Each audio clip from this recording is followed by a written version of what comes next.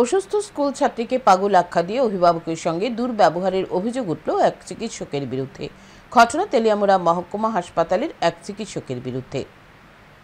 তেলিয়ামুড়া নেতাজি নগর উচ্চ বিদ্যালয়ের এক ছাত্রীর শ্বাসকষ্টের সমস্যা হচ্ছিল। তখন স্কুলের তরফে অভিভাবককে জানানো হয়।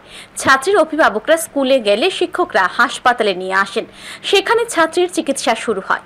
অভিযোগ, চিকিৎসা চলাকালীন একটি ইনজেকশন দেওয়ার পরে ছাত্রীর শারীরিক সমস্যা হয়। তখন অভিভাবকদের কথা অনুযায়ী সেলাইন বন্ধ করে দেওয়া হয়। অভিযোগ, সে সময় কর্তব্যরত জনৈক চিকিৎসক ছাত্রীকে পাগল বলে আখ্যা দেন এবং অভিভাবকদের সাথে দুর্ব্যবহার করেছেন। এতে মনক্ষুণ্ণ হন ছাত্রীর অভিভাবকরা। তাদের অভিযোগ, ভুল চিকিৎসা করা হয়েছে ছাত্রীকে।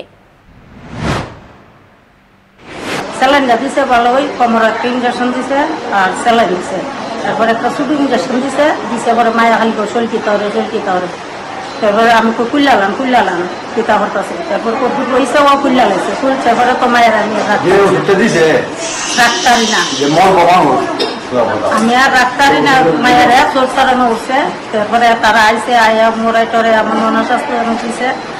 এরপরে তো মায়া গীতা ঘরেতে গেছি, ডাক্তার আছে, ডাক্তারের কয় গীতা আমরা আগে লিখতে দেবো, আপনারা লিয়ে যান।